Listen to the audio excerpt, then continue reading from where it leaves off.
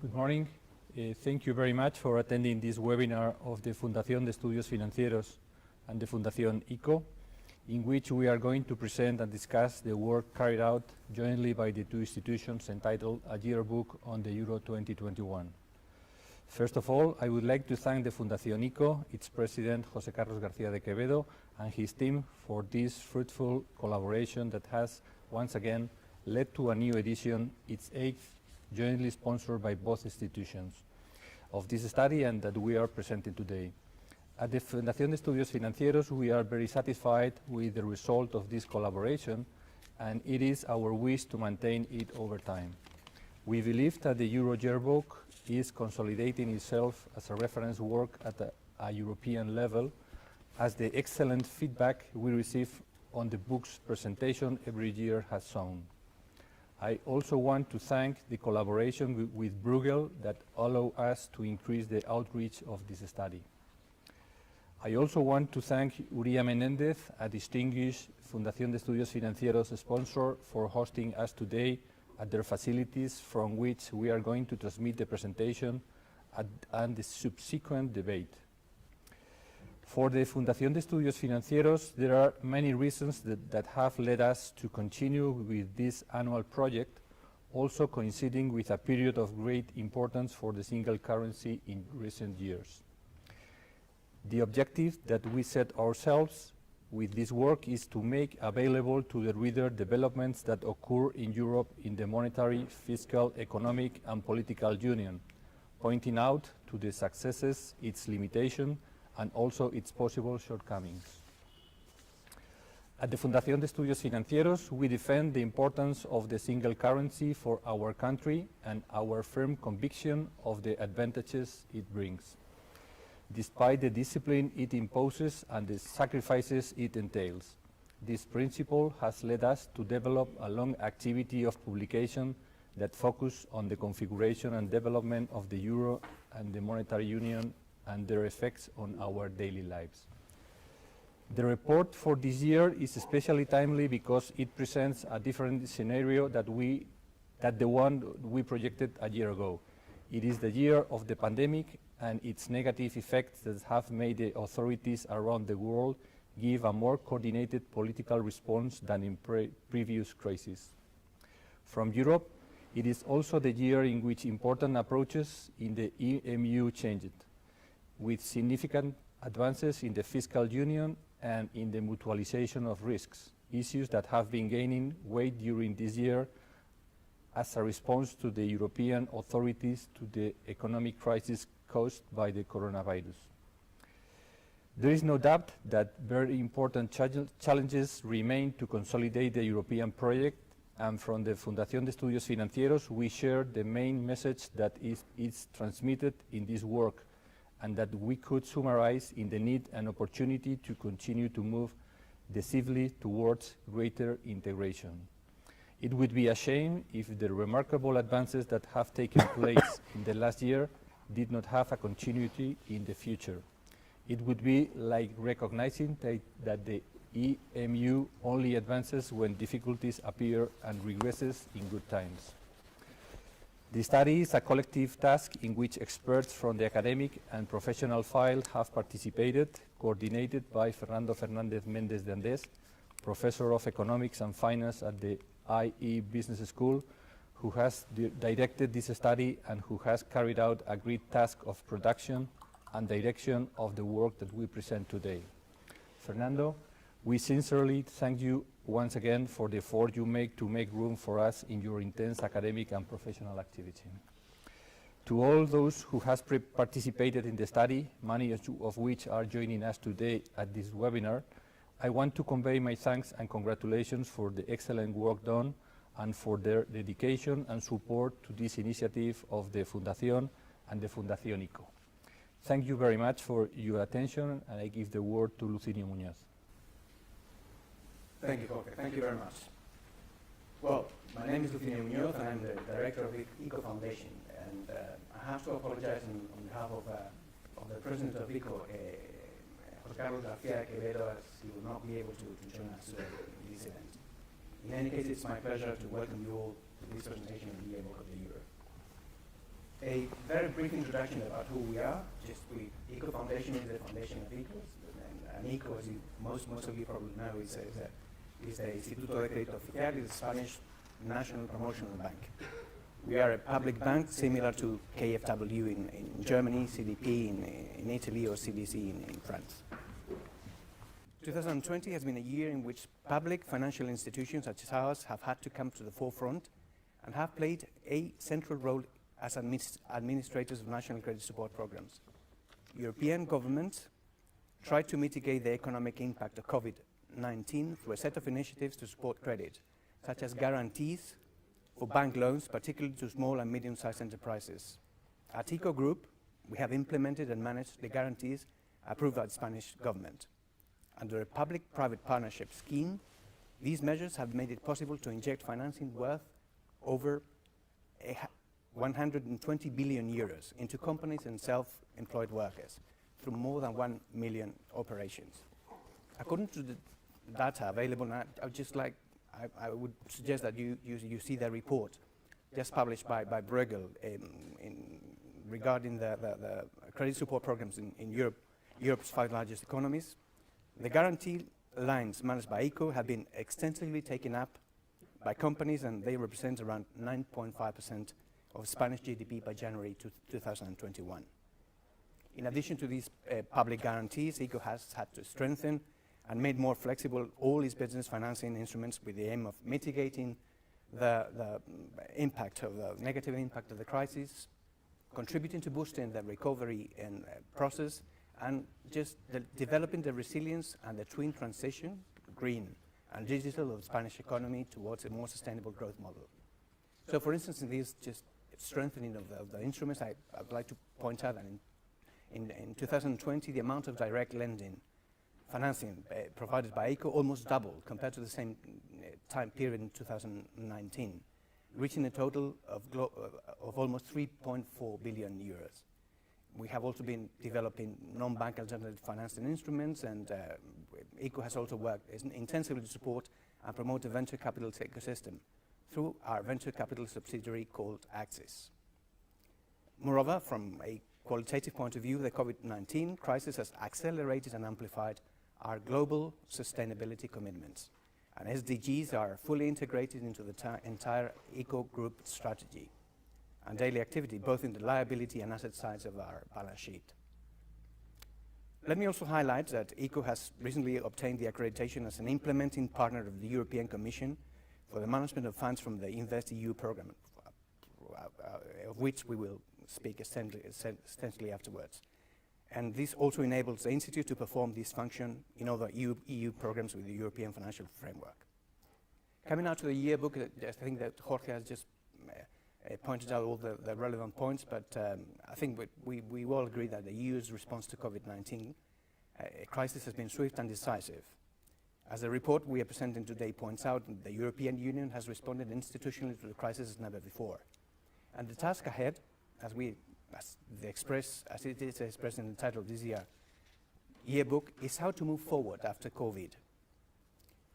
Fundación ICO and Fundación de Estudios Financieros have been co-editing this yearbook of the Euro since 2012, and as wholehearted supporters of the European project, we encourage all readers of our yearbook and all participants in this event to join us in our common goal to make a more integrated, more efficient, more sustainable and fairer European Union. I just come to an end. On behalf of the Fundación ICO, I would like to express our gratitude to all those who've participated, contributed to this year's edition, and to all those who, like Bruegel, who are co-organizing this event, and Uria, who is hosting us here, have made this presentation possible. I also thank Fernando Fernandez, Fiona Maharg-Bravo, and Antonio Roldan and Maria de Mercis, who will be our panelists today, and who are also authors in this year's yearbook. We're looking forward to hearing the views, and we encourage all you who are attending this event to send your comments and questions to the tool. I think it's a sil.do, I think it's called. That's available to all registered participants to this event. Thank you very much, and Fernando, you have the floor. Thank you. Thank you, Lucinio, and thank you, Jorge, for your words. It's a pleasure for me to present the 8th edition of the yearbook. A project that is only possible because of the generosity of the Fundación ICO and the Fundación de Estudios Financieros, and also with the help of Bruegel, who has been collaborating with us. I think it's already 4 years, Maria, if I'm not wrong, that we've worked together in this project. The project was initiated with the dual purposes that we still maintain. One is to explain what the monetary union was and what it entailed to an audience of non-experts, professionals who were not necessarily involved in the complexities of the monetary union, and it was important to make it known as widely as possible. But it was also a project that tried to influence the monetary union. The idea from the beginning was our conviction, that has now become common knowledge, was that the institutional design agreed in Maastricht showed some fundamental flaws that threatened the survival and the improvement of the monetary union. So we've tried in every yearbook for the last 8 years to contribute to make the, as Lucina indicated before, to make the union more sustainable and better for everyone.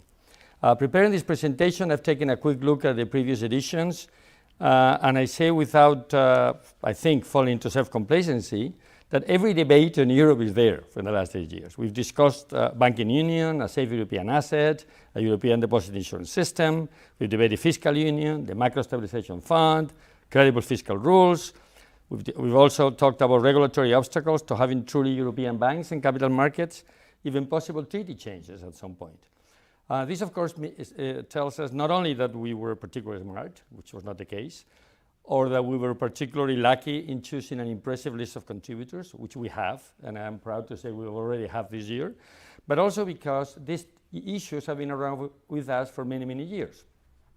Fortunately, the academia has set all these questions basically many years ago, and it's now the turn of the politicians. What is new this year, what makes 2020, in my view, a particularly good European year, notwithstanding the human and social tragedies associated to the terrible pandemic, is that the idea of Europe as a political project, the idea of Europe and the monetary union has come out united and stronger, something that clearly could not have been taken for granted at the onset of the crisis, when we have to admit all nationalistic instincts ran amok. This was the year in which the Euro-federalists wrote the agenda. European governments and their citizens have demonstrated a deep commitment to economic and political integration and internal cohesion.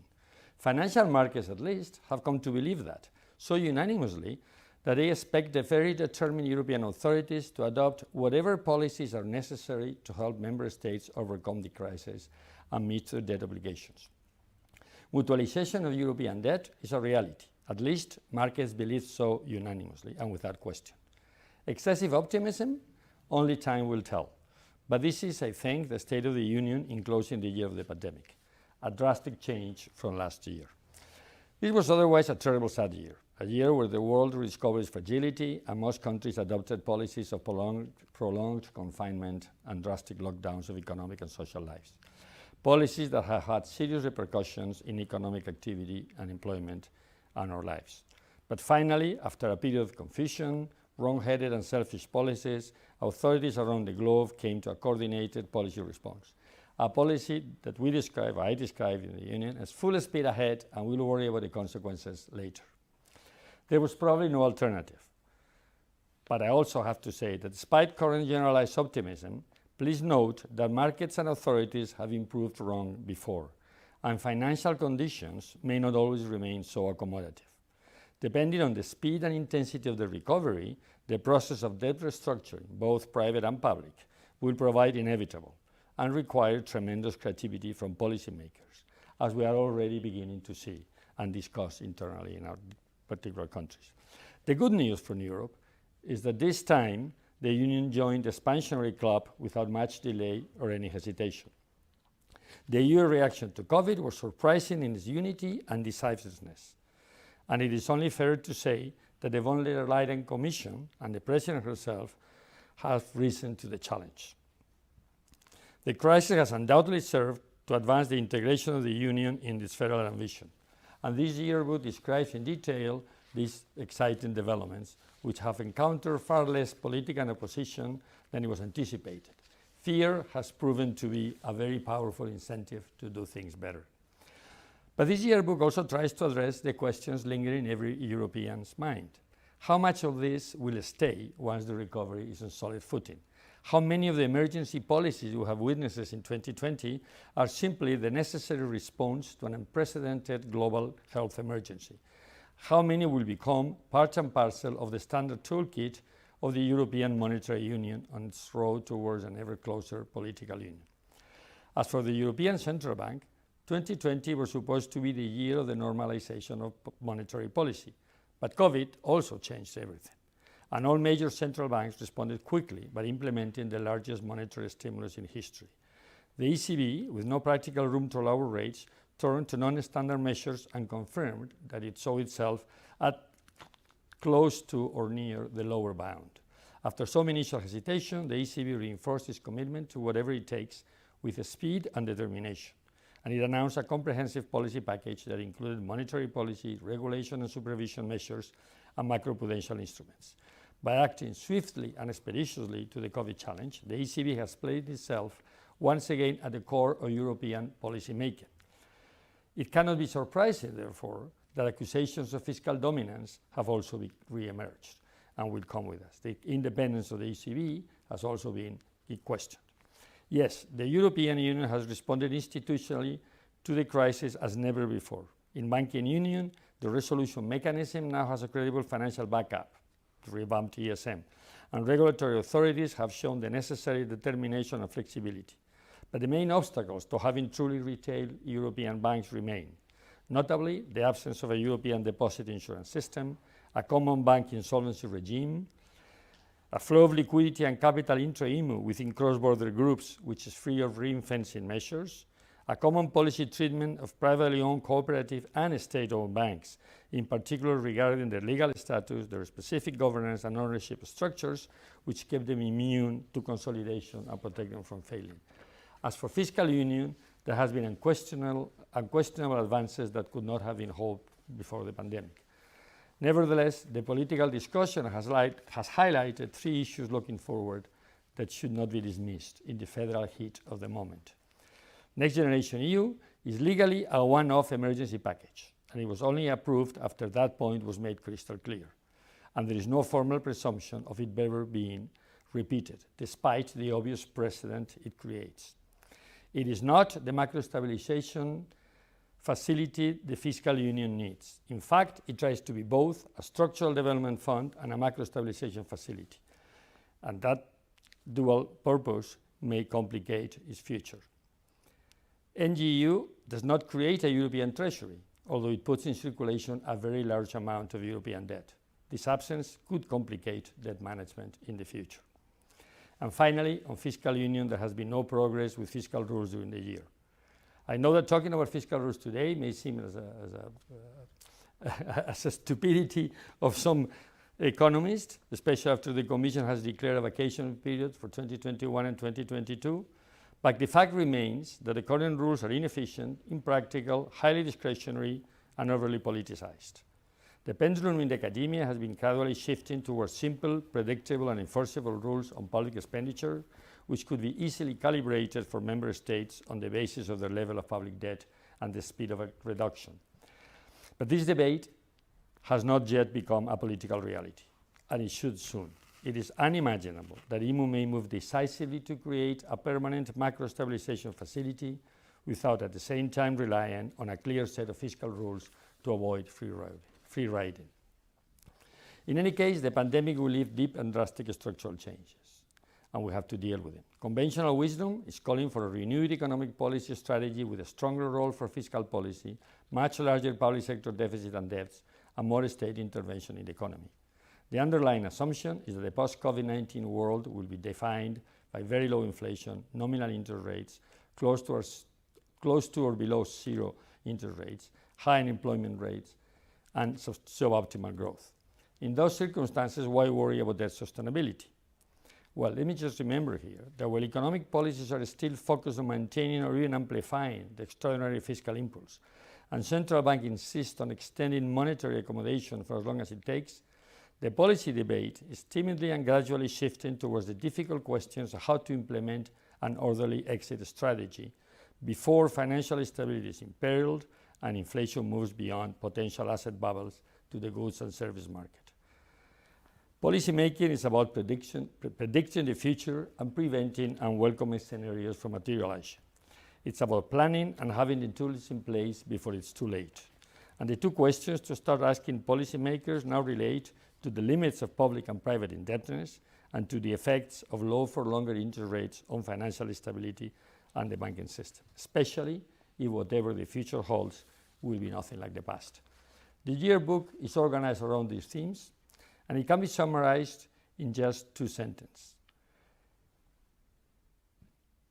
It is not necessarily a permanent change, what we have seen in IMO, but it will be difficult to turn back, especially if the new policies and instruments prove useful and deliver expected results.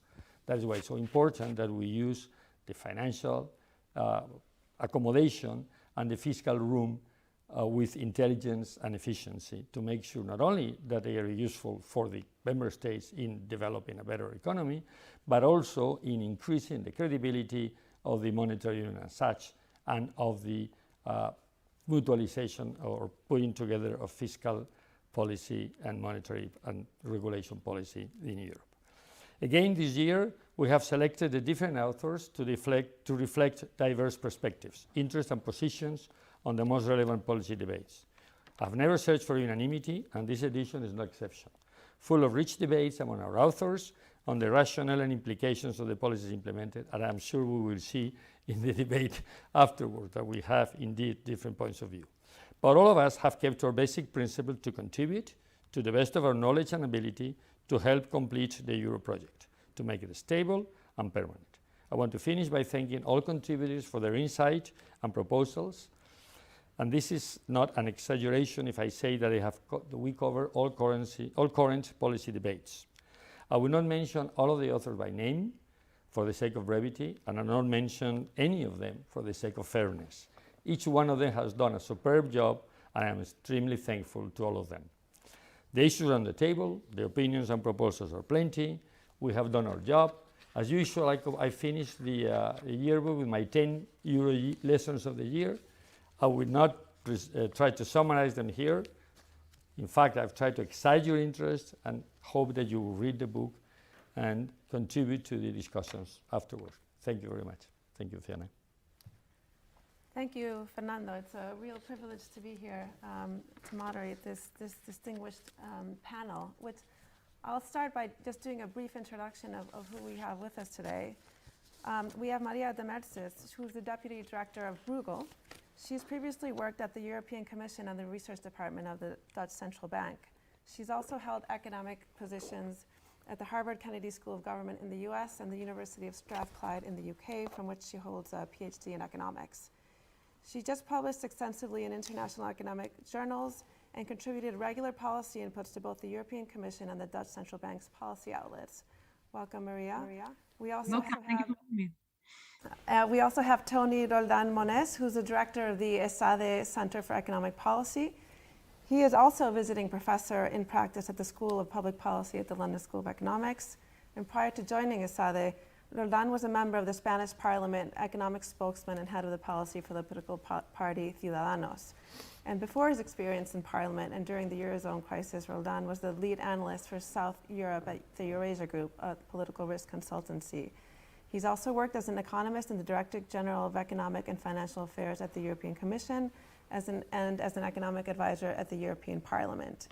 He's a member of the Spanish board of the European Council of Foreign Relations. And Fernando, who really needs no introduction, but I'll introduce him anyway. He's the editor of the Yearbook, obviously, since the first edition. Fernando is a full professor of economics and finance at the IE Business School. He's a non-executive member of the board of Bankia and member of the Scientific Council of Bruegel, the advisory board of the Spanish Institute of Financial Advisors. He previously served as global chief economist for Santander and senior economist at the IMF. He has also been rector of Nebrija University and the European University in Madrid. So with the introductions out of the way we were going to organize this is we're going to start with a few, I'm going to ask a few questions with the panelists, and then those who are watching us, if you would like to ask a question, as was said previously, you can type it into the dialogue box, and we will do our best to answer as many questions as we can. I'd like to start off the debate with Maria, and it would be great to get your views on the ECB's unprecedented response to the crisis that Fernando was mentioning before. Everyone seems to agree that the arsenal of measures was necessary, but the question is, now what? You know, can the ECB indefinitely expand its balance sheet, hoovering up debt from corporates and from sovereigns? And if you believe inflation will return, as some are quite worried about right now, then is this debt sustainable? What is the exit strategy for the ECB in your view? Thank you very much, Fiona. A very big question. If you allow me, before I do that, let me also extend my thanks to the Foundation, to the Institute for putting the yearbook again together, and thank very much Fernando for including me again. I am delighted to participate. As always, as Fernando said, it is a publication that does not shy away from disagreement, and I think that's really important if we are going to make progress on the architectural flaws of European Monetary Union. Thank you, Fernando, for including us. And this year, I'm very proud that my co-author in this book was also a Spanish co-author, Marta Dominguez, who has done a great job in helping me put the book together. I hope that next year I will not have to do this via the screen, but maybe I can join you in Madrid. That would be a much better state of affairs. It will all depend, of course, on how the pandemic evolves, and that brings me to your question, Fiona, because all of this is very, very much related to the state of affairs given the pandemic. I think there is no disagreement that the pandemic program has been extremely helpful in preventing financial fragmentation in the eurozone, and therefore allowing every single country to access the market and access the markets in reasonable prices to finance the pandemic costs. Beyond that, of course, there's so many other things that have been done at the European level, but I think it's crucial that countries themselves can access the markets to finance the expenses. So then the question is, how long are we going to keep this up for? And what happens next? And that's really your question, Fiona, the exit strategy, and under what conditions? And I think I'd like to sort of discuss a little bit, if you allow me, the exit strategy and the shape and form that it ought to take in two different scenarios, one with inflation and one without inflation. The one without inflation is perhaps, may I call it, the easy one. As far as the ECB's exit strategy is concerned, the one with inflation becomes a little bit more complicated. At the end, I'd like also to offer a view as to which one I think is the baseline scenario, because I think that's also important. We prepare for a lot of events, but I think we can also think about what do we think happens next. Now, without inflation first, the pandemic program is going to get us it's going to take us to the end of the spring next year, March of next year. This is when I think the commitments are made. And we heard yesterday also the president of the European Central Bank committing to a large purchase in the next quarter to try and stimulate further the economy.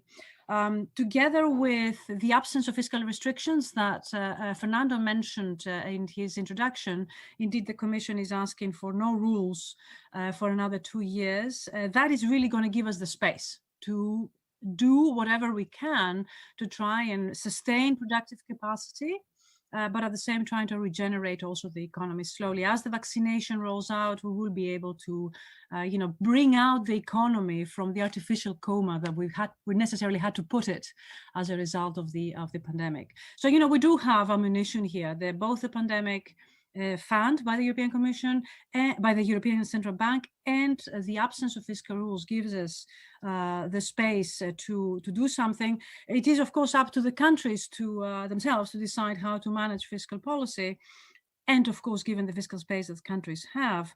But I think, the tolerance at the European level for exceeding previous rules, and as Fernando said, rules that are not necessarily very helpful, even in best of times, is really going to help us get there.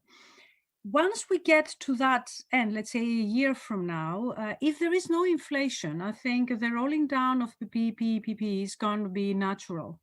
Then the European Central Bank is going to go back to slightly more I don't want to say conventional policies, because none of this is conventional, and I don't think instruments like interest rates are going to be used anytime soon. But I think, the absence of inflation is not going to cause any headaches for the European Central Bank. It will continue to monitor the conditions of excess demand in the economy and will apply the huge arsenal of instruments that it has. If there is no inflation, there will not be a need to do much. If there is deflationary pressures, because we also have to consider that, there will probably be a need to continue QE. But I think let's cross that bridge when we get there. Because as you said in your comments, Fiona, it's the balance sheet of the European Central Bank is now almost in excess of 7 trillion. That's unprecedented, and of course the ECB can hold that and can let it mature rather than taper. It can let it mature without necessarily disturbing the economy. But increasing that infinitely is also not desirable for many reasons, including the political economy reasons that Fernando talked about at the beginning. So, I consider that the easier scenario. If there were to be inflation, we expect that is going to create some headache for the ECB. I think it's going to put the ECB in an awkward position at the very least, because it will have to pit its mandate of price stability against its desire to prevent financial fragmentation. Which one should it support? Should it support price stability, therefore, reverse policies and even increase interest rates? Or should it try and allow, in inverted commas, because its actions is what it allows countries, it's not the purpose of the ECB to do that, or is it going to allow to continue countries to access the market at very low prices by simply buying assets? So you will have two objectives that are actually pitted against each other. So that's going to generate some headache, I think, for the ECB if it were to be inflation. If there were to be inflation, we will get into that awkward position. On top of that, and this is something that has worried me quite a bit, we have seen that the German Constitutional Court had challenged the proportionality of ECB policies, and it had to do with the pandemic program. If that challenge has happened, that has established a precedent, and if there is a precedent, then that there is reasons to believe that this will happen again. Imagine the situation in which the ECB is challenged in the way that it applies its policy tools. Should it go for price stability, or should it go for preserving the financial unity at the European Union? That may be a good reason to challenge again the ECB if the ECB had decided that it does not want to increase interest rates. Now, all of this is speculative, but I'm talking about the risks that we will have to face if we were to see inflation again. So which one is going to happen? Well, you might have followed all the discussion in the US apropos of the new Biden administration package of 1.9 trillion, whether this is going to be inflationary or not. Who's right? There are two camps on this thing, and who do you think is right? First of all, I would say that it is not correct to be looking at measures like the output gap in this current situation. The output gap is a very difficult measure of economic activity in the best of times, let alone now where we are in huge uncertainties.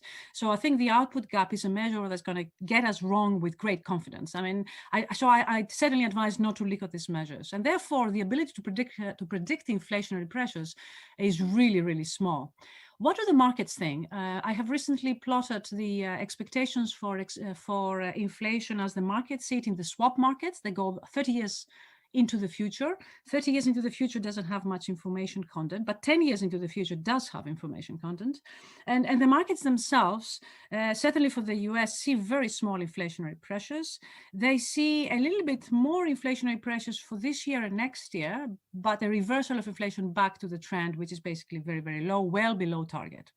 The inflationary pressures we see, therefore, are very temporary, and they are the result, not to do with any of this, they are the result of the reversal, some of the deflationary policies that we had put last year. So since these policies are reversed, like VAT or oil prices, oil prices is not a policy, it's an economic action, these policies and actions are reversed, and this is actually what is causing the inflationary impact. So the markets themselves do not see inflationary pressures lasting. They see them as a one-off, and then they come back to that. Similarly, for interest rates, the markets do not see any pressures. On top of that, I will add that, remember, we are awaiting the ECB strategy review. And one of the things that I hope and I believe what the ECB will do is that it will move into the same system as the Fed of average inflation targeting, meaning that, first of all, the target is symmetric, and it will tolerate inflation for longer, were it to be above target. So again, if we were to see inflationary pressures lasting for longer than that, if the ECB moves into a system of average inflation targeting, which I hope it does, then there will be no reason for the ECB to do anything. It can wait it out. Remember, inflation has been below the target for 8 years, way below the target for some period of that. So that is as good as one business cycle. So we have the space. We do have the space to tolerate inflation. In the US, it's the same story, except in the US, we do have a system of average inflation targeting. So I think that's really my exit strategy. In summary, if there is no inflation, then it will not be difficult for the ECB to stay the course and just let the PPE mature by itself, and indeed all other QE packages, all other Q actions that it has done. If there is inflation, things will become a little bit more awkward. But for the moment, at least, the markets do not see any inflation pressures. Thanks, Maria. Yes, they seem a bit sanguine yesterday after the comments also made by the president of the ECB, who said that she saw inflation, I believe, as sort of temporary. Fernando or Tony, do you have any views on whether inflation is coming, or? Tony, I have, but maybe Tony, you're next, but I've talked worry. too much already. So. Go ahead, Fernando.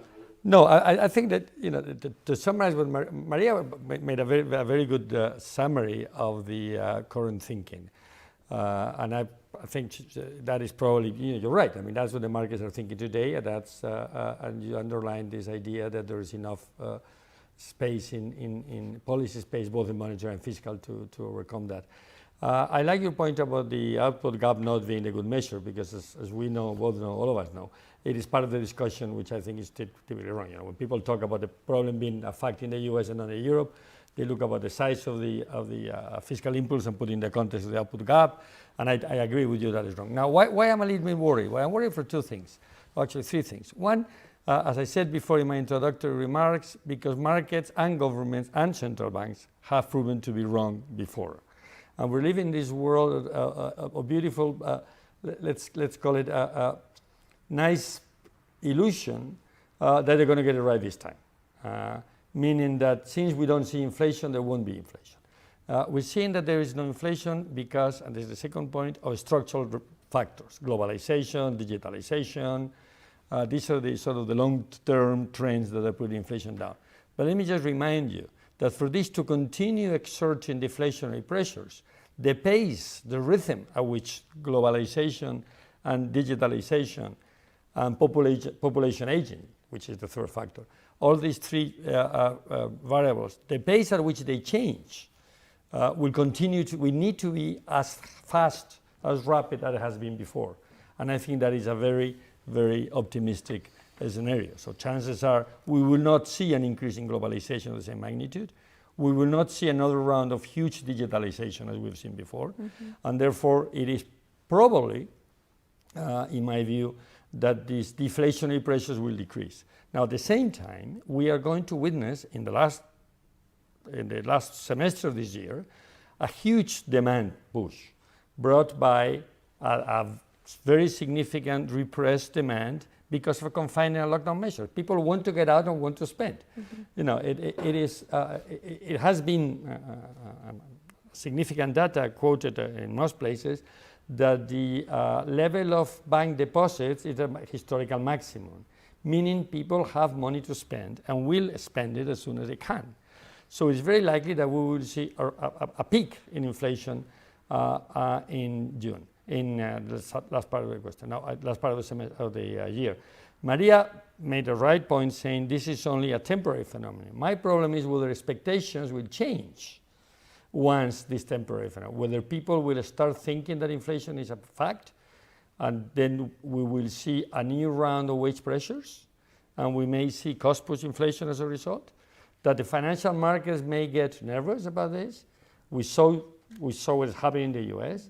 Let's see whether the ECB is able to contain this low pressure for the long-term interest rates moving up. That's basically what the ECB tried to do yesterday, calming the market. But there will be nervous in the market. So I would be very cautious about being so confident. And the problem, though, and Maria, I think, was very clear on this, for the ECB is particularly relevant because it is put at a point where it is, one, the only federal instrument that is at the disposal of the European Union. That is a problem that we highlight all over the yearbook. And second, because it's already been challenged. It's challenged on both sides. It's challenged by people who are saying it's falling to fiscal dominance, and it's challenged by people who say it is being too restrictive and too cautious, and therefore it may lose its independence. This is a question that will with us. So I won't be so sanguine about a scenario in which, I don't want to take too much time. Let me finish here.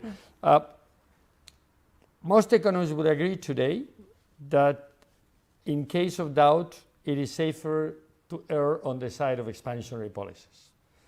I think that is still today the conventional wisdom in the academy and in policymakers. I think that is going to change much sooner than we think. Personally, I am starting to think there may be a chance it may be a better idea to be wrong on the side of caution, particularly as the vaccination campaign gets speed and becomes overwhelming. I think the whole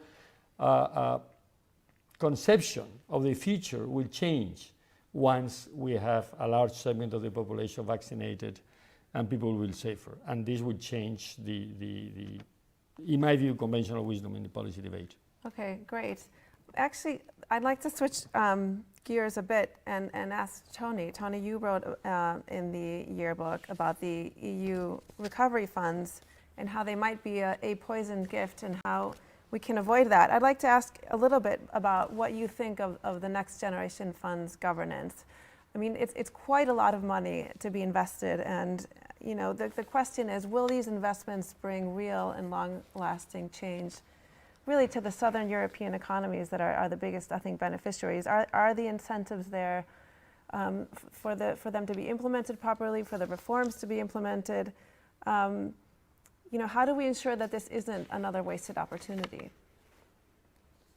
Thanks, Fiona. Thanks very much for inviting me. It's a pleasure to be here, Fernando. Thanks the Fundación ICO as well, and thanks also to Bruegel and to Maria for helping organizing this. It's a real pleasure to be back speaking about European issues and not so much about national issues. It's refreshing intellectually.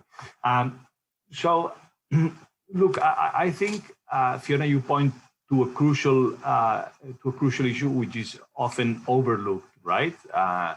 Economists, we tend to discuss very much about the rules, about the monetary policy, about fiscal policy, but we and particularly at the European level, we tend to forget the European political economy dynamics.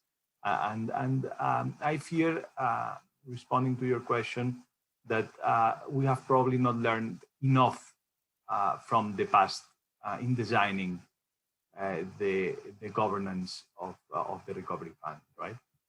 So let me start and go a bit more back in time. When I was studying my undergraduate studies 20 or 25 years ago, the conventional wisdom in Europe was, look, once countries do not have the possibility of using monetary policy to the value, unavoidably we will see and we will observe over time a trend towards convergence in institutional dynamics in Europe. So countries in the south, with the monetary straitjacket, would not be capable of doing anything else but doing reforms if they wanted to progress. And with the Stability and Growth Pact, since they didn't have either too much fiscal policy, at the end, we would go towards convergence, and this way the monetary union would be sustainable over time, right?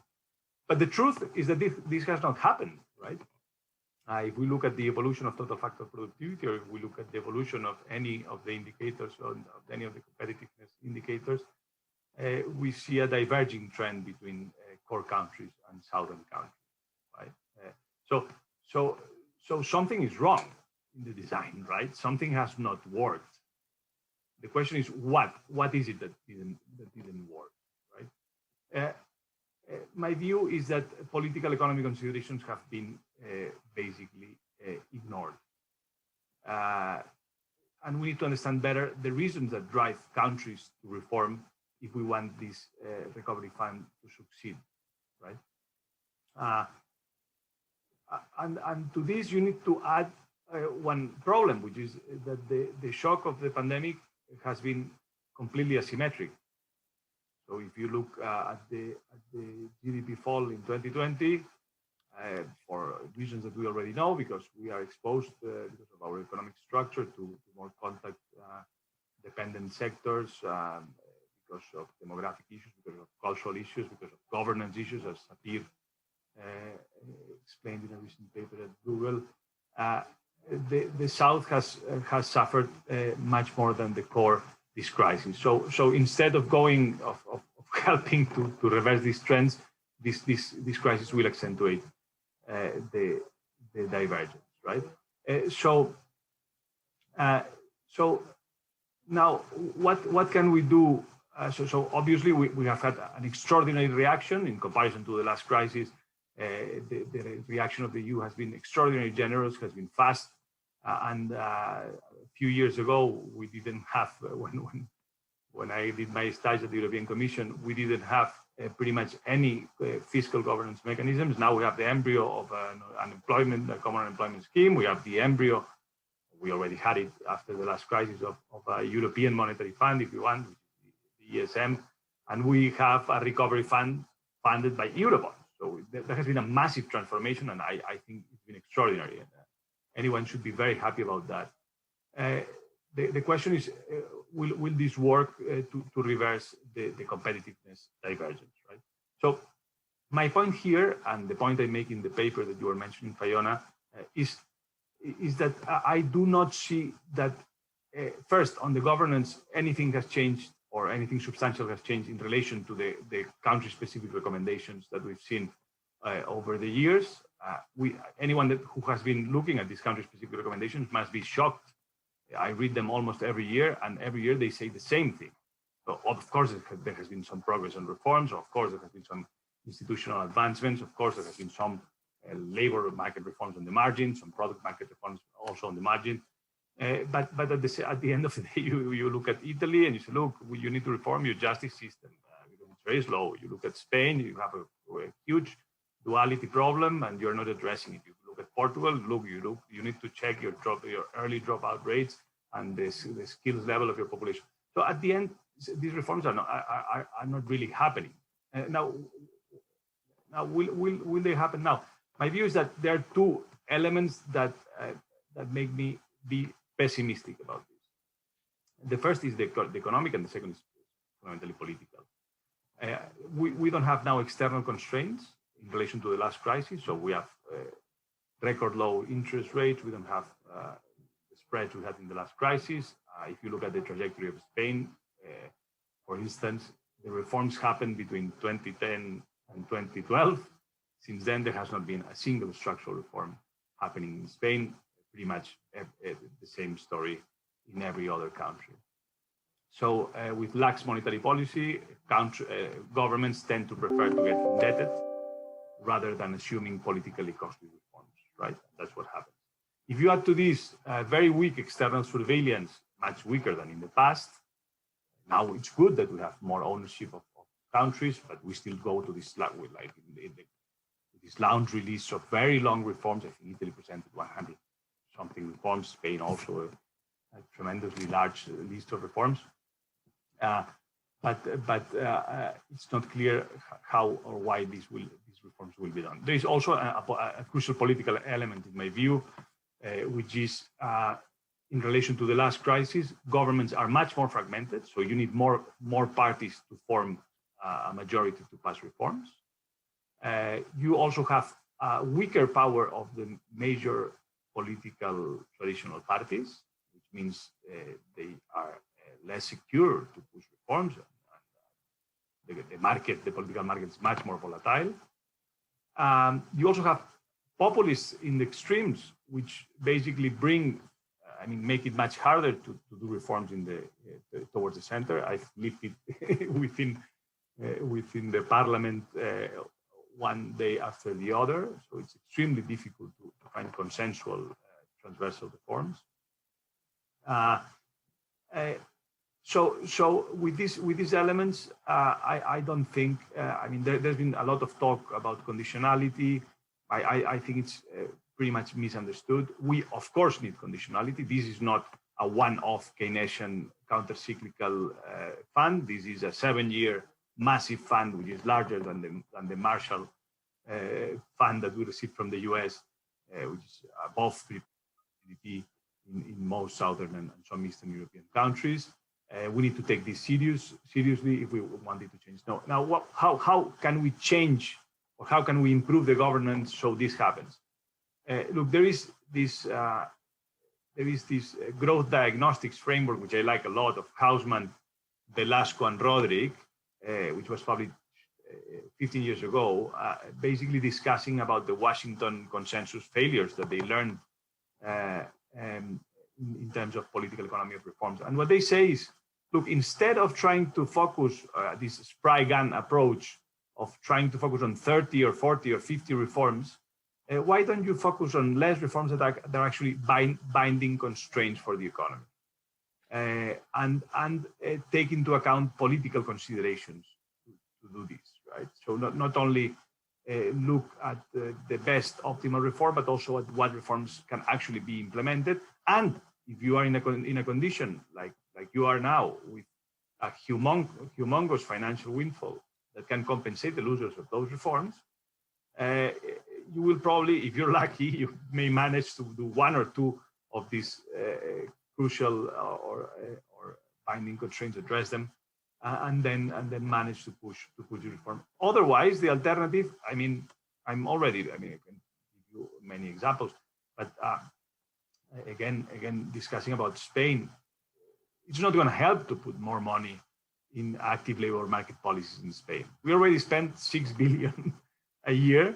We are the country with the highest young youth unemployment rate. We have almost the highest early dropout rates. We have almost the highest unemployment and temporality rates. And we have our IREF, which is the independent fiscal authority, says that the active labor markets policies we have are completely useless. They're not helping to improve the possibilities of workers or the opportunities of workers to get a job. They're never evaluated.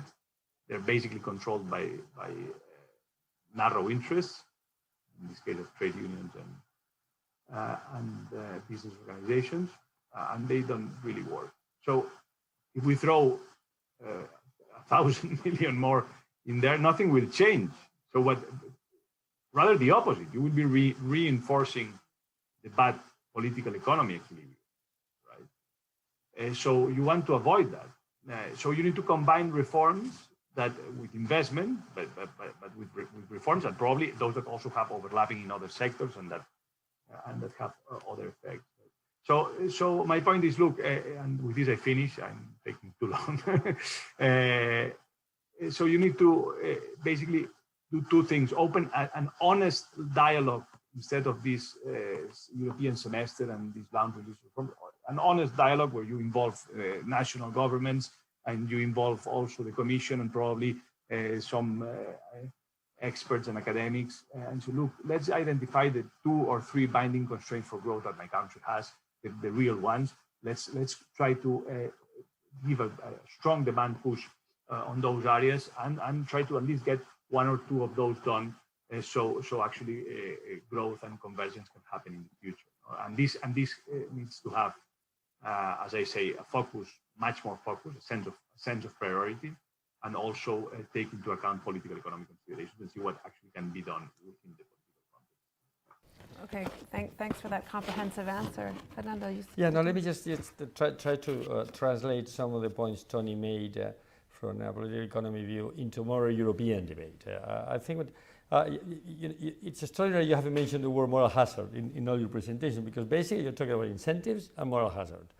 And this is the crucial question about designing the institutional changes in European Monetary Union. I mean, how can we design a fiscal policy that combines a macro stabilization fund and fiscal discipline? Because that is, in a way, how you avoid the question of moral hazard. You mutualize the debt, but at the same time you make sure that people feel responsible and have to abide by the rules.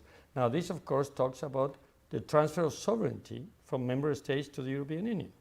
The same can be argued in terms of regulatory policies and some of the issues that are pending the completion necessary to complete the banking union and the capital markets union.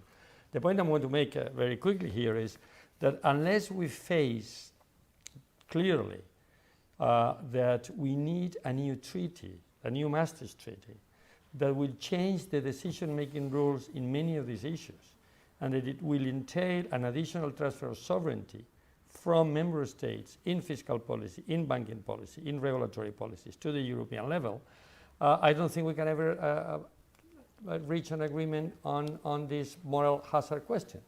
Because the political economy reform is about the political union. And that's, I just want to mention this because at some point in the book we talk about that, and there are a couple of articles that deal on this. Okay, great. Actually, Maria, please. If I may also add to the many points that have been said, on the New Generation EU Fund, which is one of a few what I call small miracles that happened this year, despite the pandemic and the human loss. On the context of policy, we have seen more small miracles, and one of them is the pandemic, and it was quick. It initiated for the first time the mutualization of debt to give out. We had European debt issued before to give out loans, but this time is to give grants. This is, Yeah, sorry, we lost you for a second. Can you repeat that last point? I missed it because of the connection. Sorry. Yeah, sorry about that. I was saying that this was a small miracle because it is the first time that the European Union mutualizes debt to finance grants. We have had mutual issuance of to finance loans, but not to finance grant, and this is the innovation here. I remind our listeners that this is a one-off tool. It is not, by construction, it is not there to stay. The idea is that the New Generation EU Fund will last for the lifespan of the current budgetary cycle, and after that, it will not happen again. We can debate, and Fernando and I have debated this a lot in previous interactions, whether this will stay or will go. But at least that is required for it to stay is that it is spent well. If it is not spent well in some metric that the European Union has to establish, it simply won't stay. There is a lot of dissipation with the current budget, the European budget, the MFF, and there is a lot of demand for it to change. Unfortunately, it didn't change this year. But if the MFF falls into the same, if the New Generation EU Fund falls into the same, if I call it trap, as the MFF, then it simply won't stay. And that, of course, is an important point, right? Now, I actually see the New Generation EU Fund much as a macro stabilization tool. It is aimed for really financing the objectives of the EU in the long term. Typically, there are two, really. There's the green transition and the digitization of the economy. These require, the buildup of skills, infrastructure, training, or administrations to become more digital, ensuring security, the economy. All of these things are sort of structural reforms that are required. And the New Generation EU Fund it has the aim of aligning countries in these two directions. So, if you are missing out on the energy transition, then invest. Your country that misses out on energy transition, this is a good tool to use to try and level the playing field with other European countries. If you don't have good internet speed in your country, this is a good time. This is a good tool to use to try and bring up the internet speed, which is going to allow you to digitize the economy and digitize the innovation furthermore. So I think this is really what countries, which by the way have not submitted yet to the plans on how they're going to spend it, but I'm hoping that the countries really will take the opportunity to at least advance on this, what I call European public goods, which is effectively the two big targets of the current European Commission, is to very much enhance and speed up the energy transition and of course digitize the economy. So, you know, I think I'm waiting eagerly to hear what plans countries are going to submit, how they will be viewed. And it will not be just the Commission looking, it will also be the European Council, so other countries. And if we can find good ways of aligning these types of objectives, this is going to be really a success. And if it's done well, then maybe the tool will stay. Can I come in? Can I jump in? Yes, please. Fiona? Sorry. Yes. Go ahead, Tony. So two very interesting points you make, Maria. First, on the goals of the recovery fund, right? You say, look, there are two main goals, but that's not exactly true. There's the digitalization and green transition, but then they also mentioned you should follow the European semester recommendations. So perhaps part of the problem is that the goals should be more clear and stated. Look, some of them might be even conflicting in some cases. But that's one point. And the second is regarding the risks of this recovery fund failing, right? So that's my main worry. So in 5 years' time, and now we already see discussions on cutting pensions in the Netherlands. The government is already thinking, look, how am I going to be sustainable fiscally in the future? I might have to cut the pensions. If in 5 years' time you have headlines in the Dutch newspapers and in the Austrian newspapers with money having been terribly spent in whatever crazy infrastructure project, or maybe even in corrupt, we've had quite a few experiences in Southern Europe of bad use and corruption over the years, and then you're going to absolutely kill the possibility of actual further fiscal union or fiscal federalization. So the risk is not only, so in the good scenario, you end up in a world in which, okay, you missed the opportunity, but just throw the money. But in the bad scenario, given the horribly poisonous politics you have in the core of Europe, this can end up being a much worse scenario in which, look, in some countries, you have close to a majority of Eurosceptics that might say, look, I'm already reducing my pension because I'm transferring the money to the south, and this is a serious threat to the EU, and ignoring this and not doing more to improve the governance mechanism can end up in a really bad equilibrium for the EU, for the monetary union.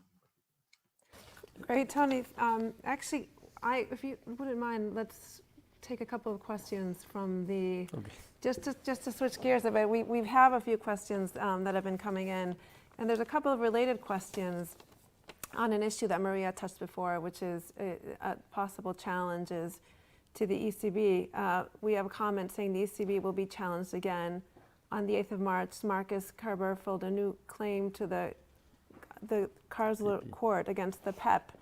And someone else asked, how worried should we be about the legal proceedings within Germany's High Court regarding ECB policy? How much of a worry is this? I don't know who, Maria or Fernando, who wants to take this one? Maria? I mean, I started by that because I share these worries. So I think the possibility. I did not know about the new. It's worth checking what this is. I think I am less worried about the pandemic QE because I think there is big understanding of the need to do whatever it takes, to use a famous phrase. So I think I'm less worried about that. I find it difficult to either challenge or even try to establish the proportionality of the pandemic. When you say you need to do whatever it takes, well, you better do whatever it takes. And then to challenge it on proportionality, I think is defeating the purpose of a big bazooka, which is effectively what we see. So I'm less worried about that. And I think that also public opinion is less worried about that. I think the biggest worry is the challenges that may happen after that. Indeed, I see also a lot of questions coming in on the issue of inflation. If there is going to be inflation and no growth, what would that mean for the ECB? That, I think, is perhaps the point where this issue of challenge can happen again, because the ECB will be wanting to both maintain its mandate of price stability. So if we were to see inflation, it's going to need to increase interest rates. But if it decreases interest rates, given that the level of indebtedness that we will see in countries, also in firms, but in countries in particular, is going to be much higher than what we came in, that may pose question marks to the sustainability of debts, and at the very least is going to push the price that countries have to pay to be able to borrow up. And therefore, the ECB is going to want to prevent that, because it will want countries to have access to markets. Because the purpose of the job of the ECB is also to have financial stability. And if financial stability is jeopardized, the ECB worries about that. This is where I see the conflict. Now, this is also fertile ground for those who want to challenge the proportionality of the ECB policies, to jump in and say, hey, look, your prime target is price stability. This is what you should be aiming for. The rest is secondary. So, if there is a conflict between it, so be it. You have to go and increase the interest rates. However, as Antonio said, is going to put it's going to be an existential threat for the eurozone, something that the ECB will not like. But I think that is, I would say it's a possibility. I hope it's not a probability. Let me just add to this that I fully agree with Maria that we will see these challenges increasing in likelihood as time goes by, as the size of the balance sheet of the ECB increases, as the size of the pandemic increases, the PEPP, the Pandemic Emergency Purchase Program, and also as the sense of urgency, as the sense of health emergency fades out.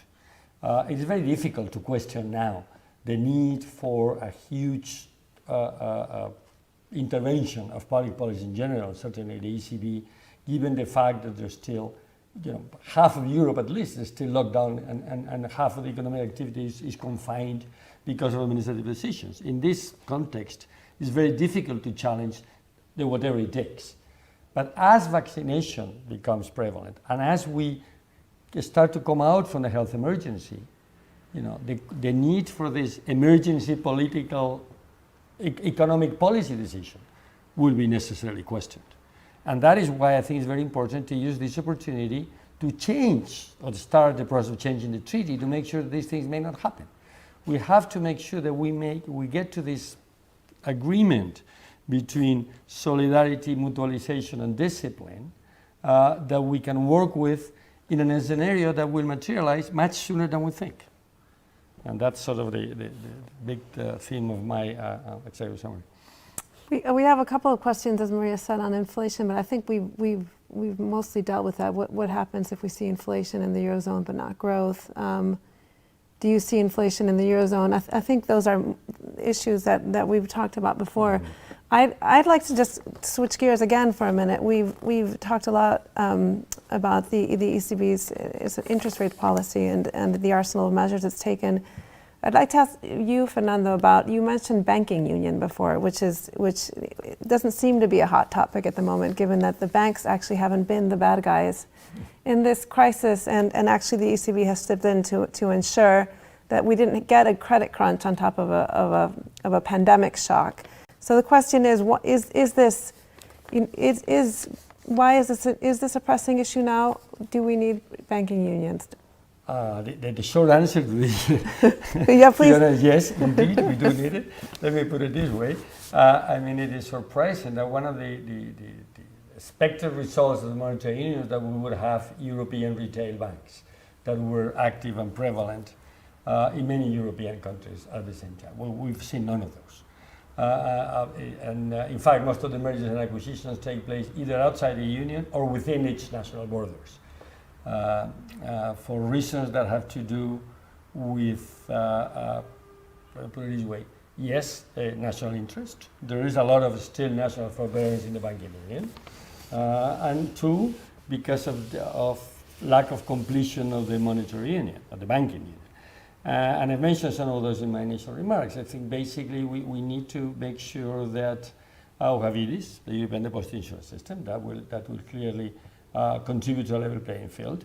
We also need to make sure that banks can move liquidity and capital within its own bank affiliates within the European Union without ring-fencing liquidity and capital. So we still have a lot of the ring-fencing and national borders.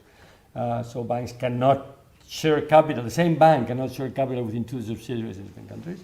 And let's face it, we had a problem with, I also mentioned this, state-owned banks and so-called credit cooperatives in Europe.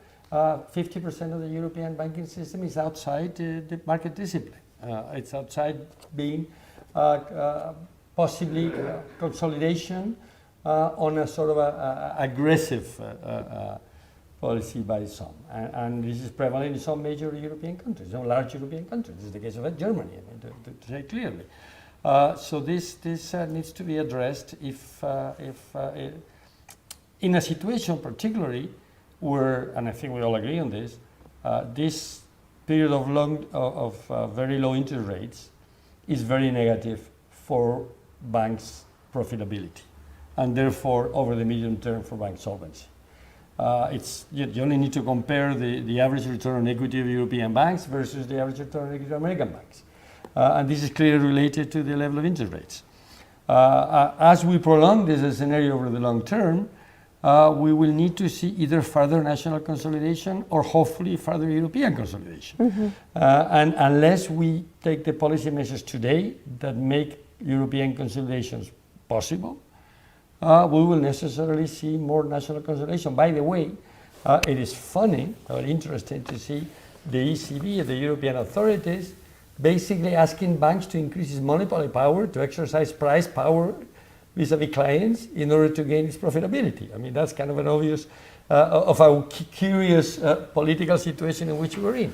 But this is, again, a side effect of the longer negative interest rates that we have to start considering. You know, I'm concerned as we move on, if we come to the situation we consider normal, this level of interest rate for the future, the whole banking landscape has to be drastically redrafted. Maria wanted to comment. Maria, please. If I may, I mean, I wanted to use this as an anchor to move also to the capital markets union, because I think that's one aspect that it's part of the same conversation. You start with the low interest rates.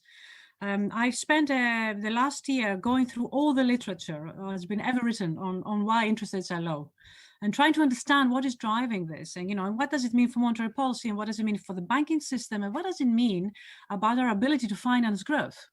I mean, who is going to finance growth given that interest rates is so low? The banks, as Fernando said, are suffering from profits. I mean, to be fair, Fernando, is also the regulation that after the financial crisis has created the system. So necessary though it was, we have to understand what some of the side effects are. So I mean, I wanted to explain that yes, we don't have really a banking union because we don't have cross-border banking. If anything, the numbers after the financial crisis reversed, went back in. So rather than we created banking union with a common banking supervisor, but actually we didn't create the union. We didn't create common European banks across the borders, and that has got its reasons. But on top of that, we also now have an environment of very low interest rates that is primarily due there for structural reasons. The literature will tell us that it is, the aging, but it's also concentration power. And this is very much a story that is enhanced by globalization. So the big firms that exert monopoly power are preventing dynamism in the economy. So, we're not going to come in and demand capital. That's keeping the prices down. Unless we change the market power and the concentration power, we won't see a change in interest rates, in my view. That's very much a US story. In the EU, the story is slightly different. And the story is that we don't have capital. In particular, if you want to finance the new innovation, which is digital innovation, this digital innovation does not have collateral, and therefore banks cannot finance it.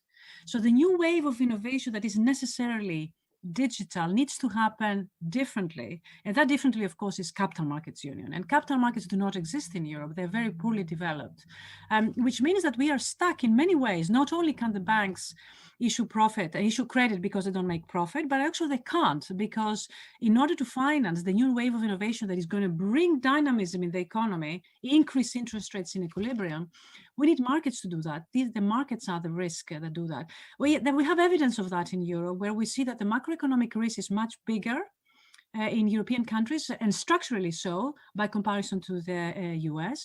And we also see that there is a lot of talent in Europe, and there is a lot of startups in Europe.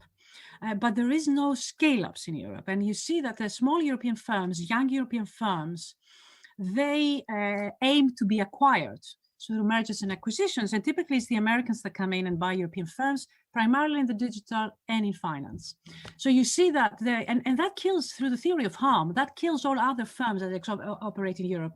Because once the first one is bought, then nobody else remains market.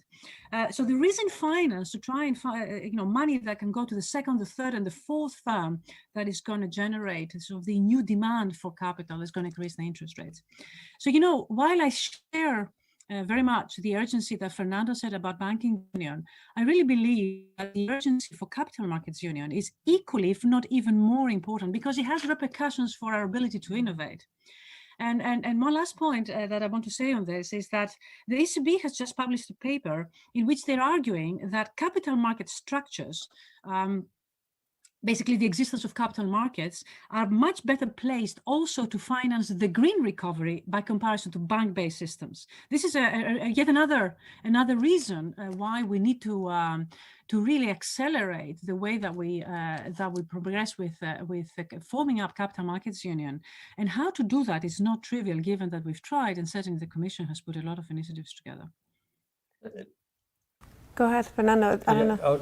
Quickly, I fully agree with you on the importance of capital markets union, but Maria, we also should be honest saying that one of the ideas, one of the expected results of very low interest rates was to promote capital markets, was to make sure that people, would be desperately in search of yield and therefore would finance riskier investments, and therefore there would be a larger segment of capital markets. Now, the fact of the matter is that low interest rates have failed to deliver a significant movement of capital away from traditional finance to capital markets.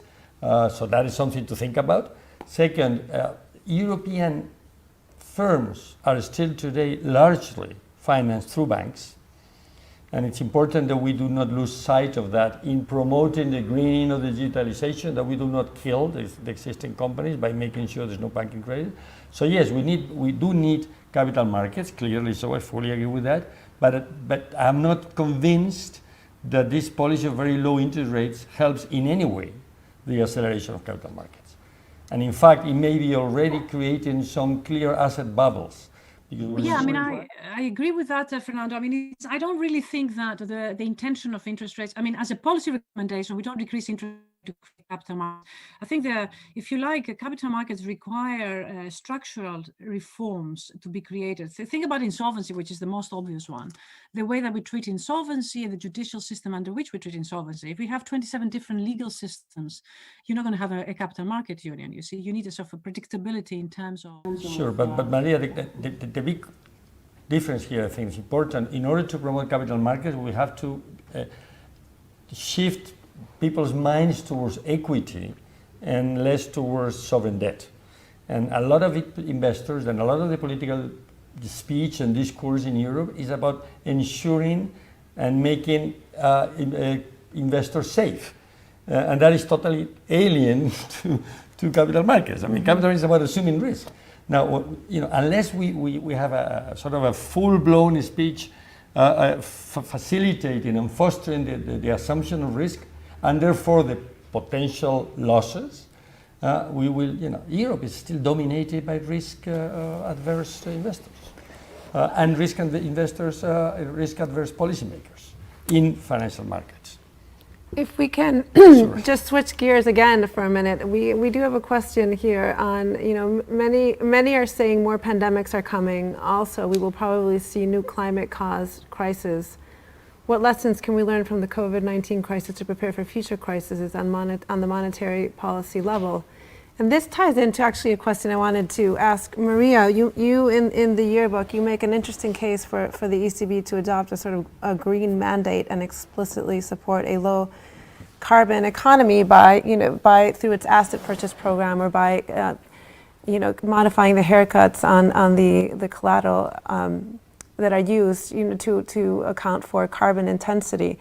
And it's an interesting question. Why should, the Commission, obviously, and member governments are making ambitious plans to combat climate change. Why is this something that the ECB should be doing?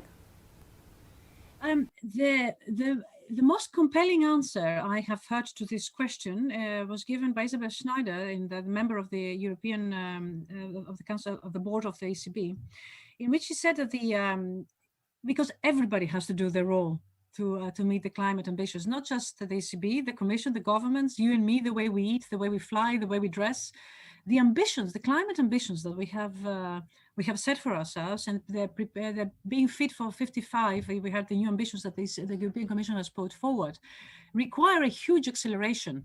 And if I may use the same word that you used for the monetary policy, the arsenal of tools that we needs to expand. We need to be very serious about carbon border adjustment. We need to be very serious about carbon pricing. We need to be very serious about the heating of our buildings. Be serious about cutting emissions faster, so the reduction factor needs to come down. And on top of that, I will put also the ECB, as we talk about greening finance, and here the private sector is also doing tremendous initiatives to try and invest in green bonds, not in brown bonds, remove brown bonds and invest in green bonds. And therefore, I think the sovereigns need to think about that as well. So how the sovereigns issue debt and what do they use it for, and therefore also the European Central Bank in both buying those bonds in the quantitative easing program, but also on the way that they treat collateral in the lending. So yeah, I'm a firm believer that everybody has a role to play, and the ECB is a very big market participant and therefore has got a market to play. Now the question is, and this is the bit that perhaps we might want to discuss, should it do this on account of its secondary mandates? Because there's other secondary principles that the ECB can follow: liquidity inequality, including preserving small levels of inequality, preserving growth, financial stability. Why should it give priority to the climate? And should it? And if it were to do that, would it be better if it got a change in the mandate? I think these are kind of I have no doubt in my mind that the ECB needs to do something. I personally feel that if there were to be a political mandate for this, it will give it a lot more legitimacy. And since I believe that it should pursue that, just like everybody else needs to pursue, then I would argue that it might as Fernando wants to impose changes in the treaty. Can you add this one as well? Yes. Good luck with that, Fernando. Good luck with that. Exactly. Well, I mean, it's not an easy thing, right? I think the ECB can pursue green policies without having a change in the treaty. And that's an important point because, Fernando is right. It's a battle. This will be a battle. But I think it needs to be careful about the legitimacy of these things that it's doing, given that it is a very big and important market player. But I have no doubt that it should pursue green policies. Fiona, if you allow me, I'll intervene very shortly. I'm not going to talk more about monetary, but about the interaction between monetary and fiscal. And I'm really interested in hearing Maria and Fernando about what they think about this.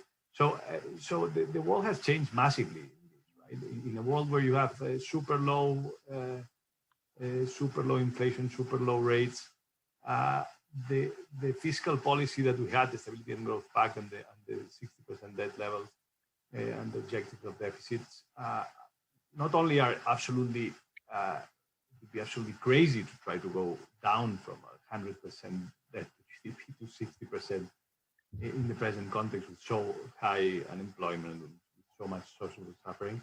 But also we need probably to rethink the whole system of interaction between fiscal and monetary, right? So probably when you have higher interest rates and when you have higher inflation, you need to consider reducing the debt. But as long as you have these low rates probably the objective should be different. Fiscal policy, we try to guarantee full employment and to try to reduce social suffering and to improve growth. Also, there's obviously a debate on the quality of that fiscal policy. What do you guys think about how should the fiscal rules in the EU be reformed, and whether these ones actually work or not? It's a bit late to ask this question, but I think that this is one of the big questions we have in the Yeah. Can I talk about monetary policy first before we go into fiscal rules? I don't know whether we have time to go into the fiscal rules. I'd love to debate with all of you at some point on this, but let me stick to the greening of monetary policy and the role of the ECB. As Maria probably knows, I strongly disagree with that. I strongly disagree for very practical purposes. I mean, it will be further along the road of making the European Central Bank an instrument of government policies. And I think this is totally wrong. It will do away with the central bank independence. There is no way you can argue that the central bank needs to remain independent, not the ECB, that any central bank needs to remain independent from political authorities if it is seen as an instrument of government policies. The central bank is a very special, concrete animal. It is in charge of financial stability and price stability, period. Everything else is unrelated to the mandate of the ECB unless we want to do away with central bank independence. Because there will be, I mean, all the questions that we're talking about, the challenges, the legal challenges that the ECB will face, imagine what it will be. Especially because if you apply this greening monetary policy view to sovereign bonds, we will end up financing the governments that are precisely in less need of financing it. So it will automatically translate an increase in sovereign spreads. But to finalize, I mean, if there is anything that we haven't talked about on monetary policy, I think is urgent, and I hope we all agree on this, is the debate on the European safe asset. What is extraordinary, what is strange, what is unique for the ECB still today is that it is the only central bank that conducts monetary policy without an instrument for the whole area. I mean, the ECB still conducts monetary policy with sovereign member state paper. Any other central bank has its own paper. Its own, I'm not talking about central bank Europeans, ECB paper, I'm talking about EU paper. So unless we advance the discussion on the European safe asset and how to introduce that, we will still have all these questions on the monetary policy and the realm of the ECB. And that to me is much more pressing and necessary than extending the mandate of the ECB to a territory that will complicate seriously its independence. We only have a couple minutes left. I don't know if anybody wants to have anything that they're burning to say that they haven't said already. If I may, on the so I think Fernando raises important points about the design of how to do the greening of policy, and I mean I totally buy your arguments of how to do it. I think that's important. If you ask me how is the new ECB strategy going to change, I don't know is the answer, but I'm pretty sure that there will be a greening in there. So getting it right will be important, for all the reasons that actually Fernando said, even if he doesn't believe that they should do it. So that's one thing. I think on your point, Antonio, on the fiscal rules, this is going to be the next big chapter. I think there is a lot of agreement. Even the European Fiscal Council has said we need to change the rules. Then an interesting point that arises here is whether we should change the rules before we go back to them, or we should just go back to them and change them afterwards. I think there are political economy reasons that are coming in there. How much political capital do you want to invest in fighting this battle, as it were, and to what end? I mean, I think if we were to change the rules, and we should, we need to go to simple rules, enforceable rules that deal with things like moral hazard. But they are enforceable, because I think the issue about the current rules is they're complicated enough to be meaningful, but they're difficult to enforce. And therefore, I think that's the dimension in which this discussion should go. We'll see when this discussion starts, but I believe that it will. I feel it will start at some point. Yeah, I want to make a very quick point on the Next Generation EU and the Recovery Fund, because Maria insisted on and the debate with Tony on whether it was sort of a structural fund to foster a structural change in Europe vis-a-vis digitalization and the greening of the economy, which I think is fine. But then, if that is the case, I mean, if the Next Generation EU fund is a structural fund to promote change in the structure of the European economies, then we still need a macro stabilization fund. And in fact, my concern is that the expenses, the financing that economies like Spain, like France, like even Germany today need because of the pandemic, have nothing to do with the priorities that are set in the structural fund. I mean, the digitalization and the greening of the economy are good on their own. But we do need now is a macro stabilization fund that will prevent the ECB from having to continue buying government debt to ensure low spreads and low costs. So my point is, for the completion of the monetary union, we still need a macro stabilization fund. And the more we make it a structural fund, the worse for it. And maybe we can just end, well, actually, Tony, I don't know if you want to have the closing remarks on that, on whether or not you think we need a macro stabilization fund, and then we can end it there. I do agree. And I would love to make the recovery fund permanent, with a better design, ideally. Great. Well, I think that it actually I'd like to hand it over here. Just wearing my co-editor hat, I just wanted to say that thanks very much to everyone. I think this has just provided a glimpse of the kind of subjects that we can discuss, and just the yearbook is full of information. We wanted to provide information to raise awareness, and it's full of opinion. That was one of our objectives, diversity, and we've seen that, and of course we could keep on discussing for forever. But the opinions are just attributable to the authors, and that's the way it should be. And from a very practical point of view, and the yearbook can be downloaded from the websites of both Fundación de Estudios Financieros and Fundación ICO, and we just try to send some link to Bruegel so that people can just download the whole document in PDF. That's all I want to say. Thank you very much. Thank you. Thank you. Thank you very much to all of you. Have a good day. Thanks for having me. Thank you. Thanks, everyone. Thanks so much. Thank you. It was a pleasure.